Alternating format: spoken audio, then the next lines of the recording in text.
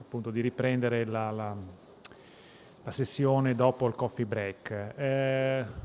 Un aspetto importante per questa presentazione e per la penultima dobbiamo switchare nell'inglese perché the presentation will be in English. So it's a pleasure for me to introduce Mr. Markus Dimmers from Alberdingk-Boley.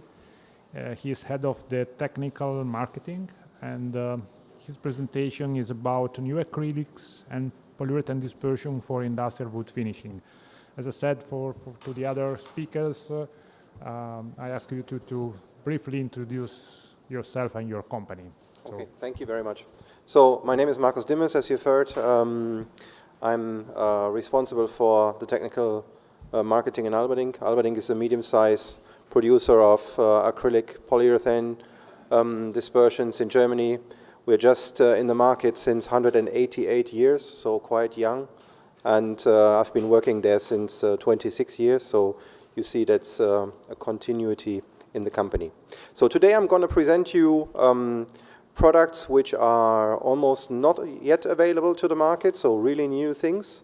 And the main reason for that is something we will see here on the chart, is that when we develop new products and we think to develop new products, we always consider what are unmet needs today, where is water-based in general still not as good as solvent-based, or where can we do further improvements on water-based technology.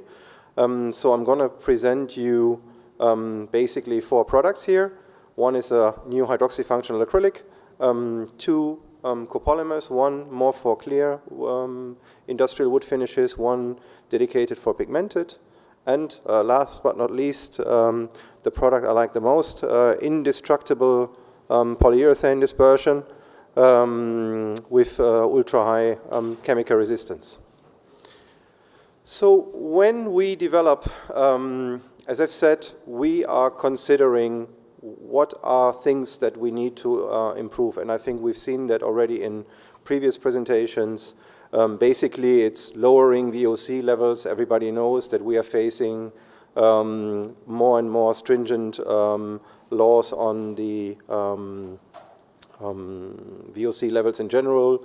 Apart from that, it's also amine content, so it's not just co-solvents, it's also amine content in PUDs or amine types. So go to something which is more environmental friendly.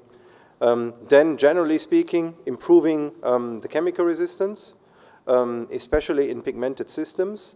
And this is not just something that you can do alone as one producer. You have to do it in teamwork. So clearly we see that we can develop the best polymer on the planet if the customer doesn't have the right dispersants for his pigment stabilization.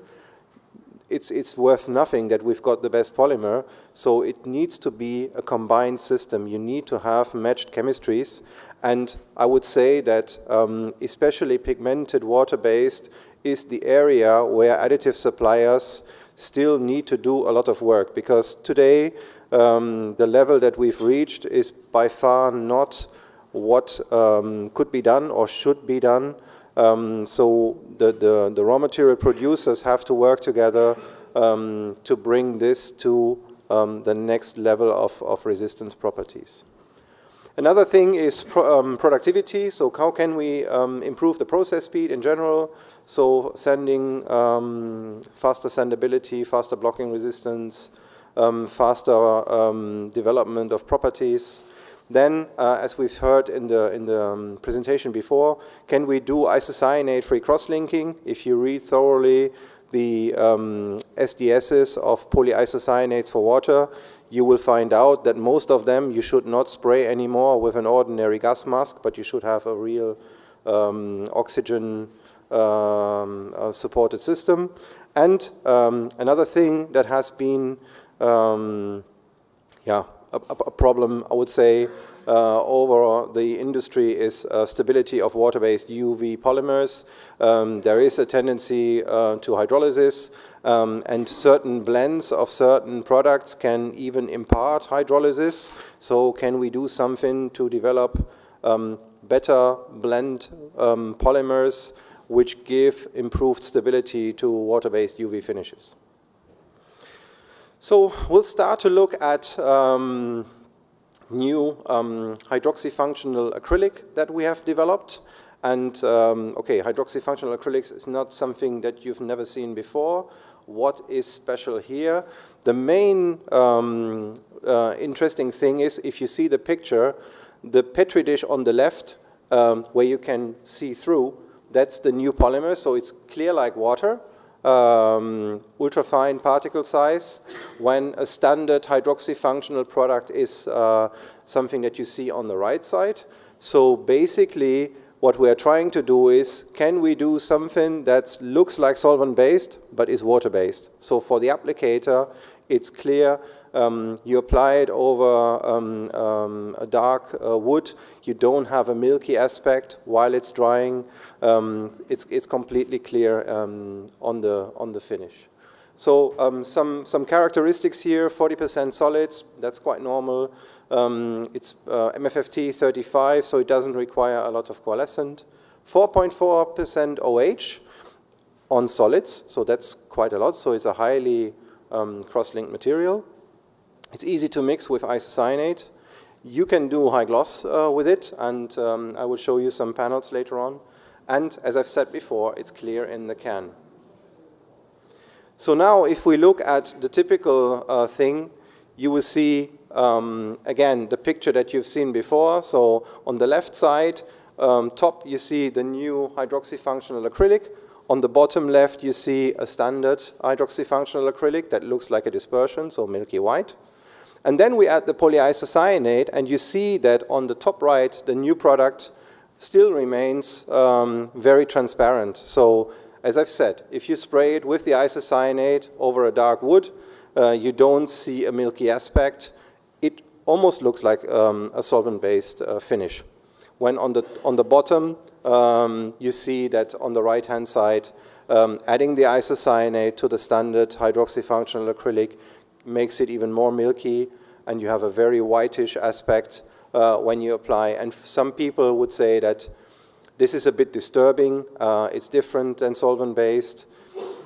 And I would say that, yes, we are just talking about some minutes while the product is being applied and drying. So does that really matter?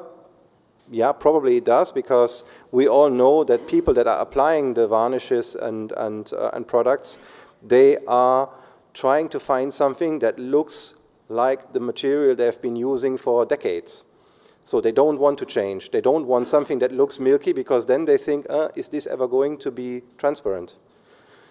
So this is a psychology question, but important psychology question. So we've been trying to address that here with these polymer. If we look at the chemical resistance here in water-based in general, we talk about using 150% of the stoichiometry cross-linking. So with that, you compensate the side reaction of the isocyanate with water. And in this case, we've used an HDI trimer, hydrophilic HDI trimer from Vencorex, XL600. And we've used butyl glycol acetate, 10% as a diluent for the isocyanate. That helps to reduce the viscosity. It helps the incorporation. And the most important thing, the BGA also determines the size of the drops of the isocyanate when mixing it with the polyol. So BGA is a strong solvent. You make small drops. Small drops tend then to lead to a high gloss surface. So this would be a high gloss surface over a black plastic panel. If you like, we have a stand upstairs, Neuve. You can have a look later on to see the clarity and the scratch resistance. So talking about the chemical resistance, as you can see here, it's even stupid to show that because it is so chemical resistant that water, coffee, red wine, it's all 5, so no failure. One thing that we always consider as very important in Alberdingk is the resistance to fatty acids, meaning the resistance to human hand fat. That is a big problem, even in solvent-based, and I would say that there is no official testing for it. If you look at the EN 12-70, it says you can test it with oils or with paraffin in the IKEA norms, but it's not the same as the test solution that we use. So our test solution really represents the human skin fat, and you see that a lot of the products which are being sold and a lot of the furniture that you can buy does not resist, and over time you see that this becomes sticky, dirty, and then ultimately you can peel off the paint. So this polymer resists to fatty acids without any problem. Alcohol resistance 4.5. This is a severe rating, so the person that has done the judgment is very particular, so it's not a perfect 5, but it's a 4.5. And then you also see that the ammonia resistance is the only thing which is a little bit lower, which is due to the way the product is made. So that's probably the only weak point here. So what's then really special about it is the hardness development. So apart from the clarity, the high chemical resistance, the clarity on the surface and the mechanical properties, you see that unlike usual water-based 2-pack, which takes a lot of time to develop its hardness, this product after 1 day already exceeds more than 120 seconds in pendulum hardness. So this product can be sanded very, very quickly. This product is blocking resistant very, very quickly, and it doesn't even need a full day for that. So that means that the cross-linking is very efficient, it's very fast, and the design of the polymer also helps to make it more and faster hard. Pencil hardness ultimately is 2H, so pretty high, and also shows a bit the mechanical properties. If you look at the gloss, you see that in all 3 angles, 20, 60, and 85, although it's a primary dispersion, so a high molecular weight material, the gloss is pretty high, so something that you would not expect using high molecular weight primary dispersions. This is gloss levels that you would more expect from low molecular weight polyol types, which also take much longer to develop the hardness and to develop the properties.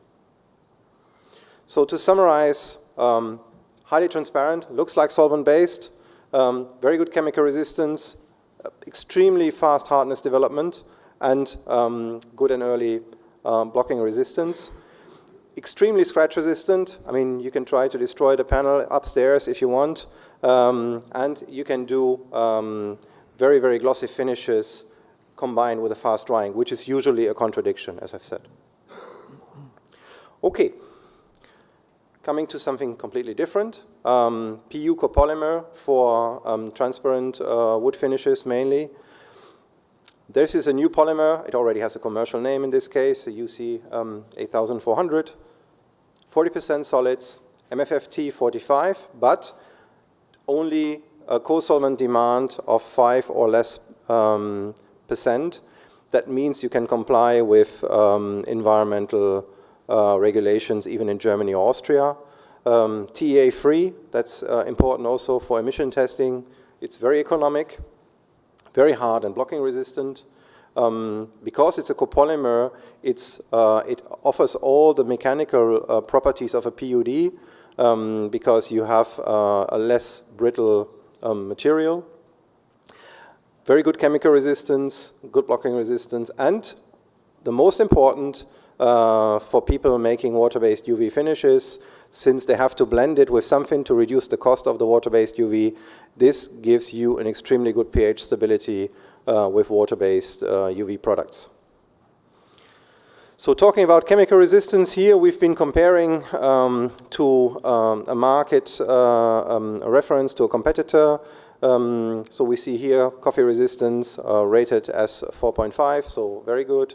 Red wine resistance rated with a 5. Fatty acid resistance, again, very important, rated with a 5.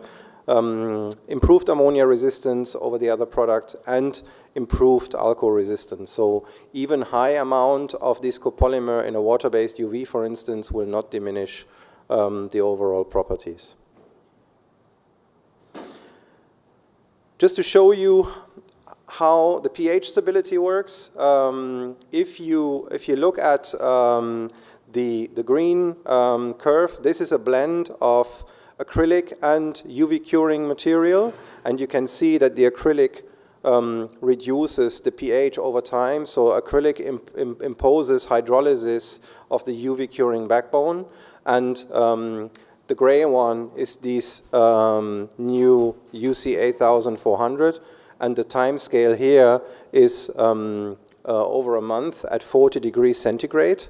So that's pretty harsh conditions, and you can see that the copolymer is much more stable in pH, and as it is water-based, you have to consider that once the pH drops below 7, you're starting to see coagulum formation, sediment, you lose transparency on wood, so that's something you definitely want to avoid. So here, just to summarize quickly, we are developing something with high hardness, good blocking resistance to make it suitable for industrial finishing, with good chemical and mechanical properties, and with an optimized pH stability, especially in conjunction with water-based UV, and trying to offer that very economic so that it is also a real alternative to acrylic dispersions that you can find in the market. So now we're coming to one of the more difficult subjects, pigmented wood finishes. Again, a new copolymer. We already have pure acrylics in this market, very successful, but we always see that acrylics, when you formulate them, they do have some shortfall when it comes to hardness development. So you can make them very good in pigment affinity, very good stain resistance, but then when you formulate them with very hydrophobic solvents, they will almost never reach the final ultimate hardness. So they are not as scratch resistant as they should be, and this is one major problem of these kind of acrylics. So we've been taking what we've learned here and try to put that into a polyurethane, which is, again, 40 solids, quite high MFFT, 50 degrees centigrade. But in this case, we've been able to make something that is hydrophobic, so very coffee resistant, but lipophobic, so very fat resistant at the same time. So Teflon is a material that resists to water and to fat, as you know from your frying pan. So you can wash the frying pan and you can use oil in it. So this is like Teflon in this case, because it resists to both. Very hard and blocking resistant, superior stain resistance, and very good pigment affinity. And we also believe that you can still make it even better if we get one day a better dispersant from our friends of the additive manufacturers. So here we see some chemical resistance data in a white pigmented formulation, 21% solid titanium dioxide. In this case, we've been using Air Products, Evonik, you never know this day, Zetaspers 3600 as a dispersant, which is pretty good for stain resistance. You see a 5 rating in a water resistance, a 4.5 rating in red wine. This is certainly French red wine. 16 hours coffee resistance, we reach 4.5, which is very good for 16 hours. 5 hours, so IKEA norm, we reach a 5. And the delta E, we are measuring delta E in this case. We are not judging with the eye, we are measuring the delta E of the tested spot is almost no delta E. 1 hour, okay, that's not really a challenge. Fatty acid resistance, 16 hours, we can pass that. So that means we are making something which resists to hand fat and to coffee at the same time, so hydrophobic and lipophobic. If you see the competitor here in gray, this does not have any fat resistance, and that's a very big problem in pigmented finishes today, and that's the reason, especially here in Italy, why you use a lot of two-pack pigmented. But in this case, maybe this is an option also to go for 1-pack instead of 2-pack. Ethanol resistance rated with a 4, so also pretty good. And last but not least, ammonia resistance, which is in white anyway, not really a challenge. So to summarize this experimental grade has superior 1K stain resistance, and as I said, it can be still boosted with the right dispersant. Fantastic fatty acid resistance, fast drying and blocking resistant, and very, very good adhesion to numerous substrates, so even to melamine foil, to other plastics, so it can be used beyond wood as well, easily. So now, trying to catch up with the time, we come to the last polymer, indestructible PUD. And when I say indestructible, I mean indestructible. This product, Alberdingk U9000, is a 30% solids aliphatic polycarbonate PUD. We've heard a lot about environmental friendly, no VOC. In this case, you have to have a VOC to make a good product. So this contains 12% NBP as a VOC. For those who've never heard about NBP, this is N-butylpyrrolidone. And you can say, oh, you know, it's like NMP, NEP. No, it's not. This has been tested according to GHS, and this is not toxic.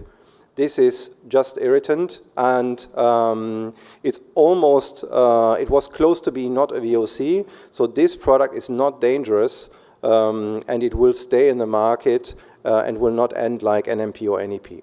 So here we have very high chemical resistance as 1K, superior chemical resistance when it's cross-linked with non-isocyanate cross-linkers, in this case Codosil MP200, a silane, and then it can be used for wood, metal, and plastics. So we've seen already a lot of chemical resistance, and this is just to show what you could do. Here on the first 1, 2, 3, 4, 5, 6, 7, the first 7 are different suntan lotions and hand creams. Resistance tested at 70 degrees centigrade. So this is automotive interior norm. And you try to show how good your product is at elevated temperature. So you park your car on a summer day, and you have, if you remember summer days, and you have some hand lotion on your hand. This paint will not fall off, and the gray shows the MP200 cross-linked, and the green one shows the one component here. So even at high temperature, no attack by suntan lotion. Again, fatty acid resistance test, easily passed. 1 hour acetone, even as a one component, you get a 4. 1 hour acetone, not 10 seconds, 1 hour. 1 hour ammonia, sodium hydroxide solution, no attack. 1 hour ethanol, as a one component, you get a 4. As a 2-pack, you get a 5. So when I say indestructible, I mean indestructible. 1 hour sodium hydroxide solution at 50 degrees centigrade, cross-linked with the silane, no attack. 24 hours of something that is called jus G1. This is a cosmetic test solution. It's made from acetates and strange solvents. So your perfume bottle contains all this, and a potential glass coating for perfume bottles has to resist this chemical blend. 24 hours immersion testing, no attack. 24-hour immersed in acetone, nothing happens. 24 hours in ethanol, again, nothing happens. And if you put it 24 hours into water, nothing happens at all. So it's really indestructible. So far, we haven't found a chemical that can destroy this kind of finish. So where can we, why I'm talking about glass, if this is a wood coatings discussion, you know that a lot of furniture is now a combined glass and wood, so it could be used for that, but you can also use that instead of a two-component isocyanate-based material. And in all fairness, I've not seen many two-pack isocyanate-based finishes which were as resistant as the U9000 with the silane.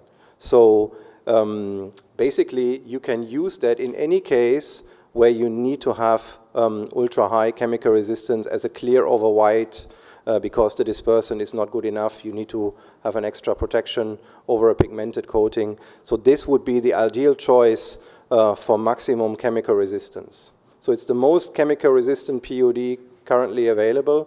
We think that. We've not seen anything better.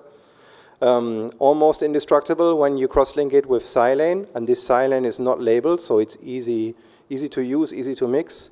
It's very good already as a one component.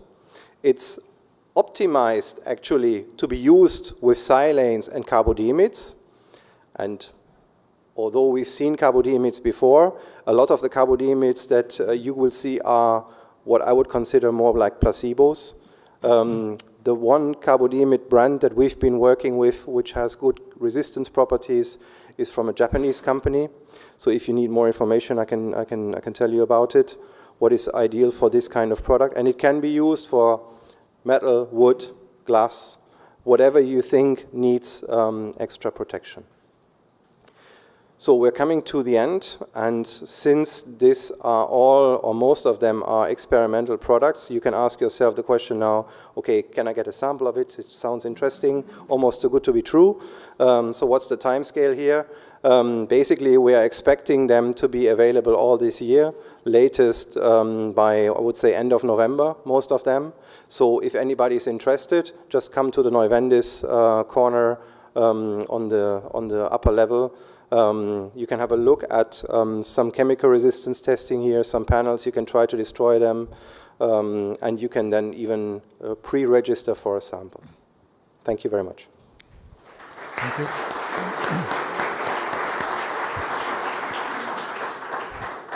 So we have time only for one quick question. So if there is from the floor.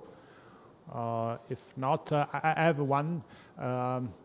It's about the other properties, because okay, it's interesting what you said about the chemical resistance, but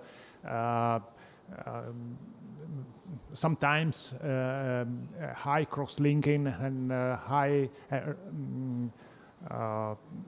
resistant in terms of chemical and scratch resistant sometimes is a problem for the flexibility, especially with wood, and because we know that wood has problems with movements and so on. So what about this subject? So the last PUD that we've seen, although it's I think 170 seconds pendulum hardness, it still has 100% elongation at break. So flexibility is not really a big problem.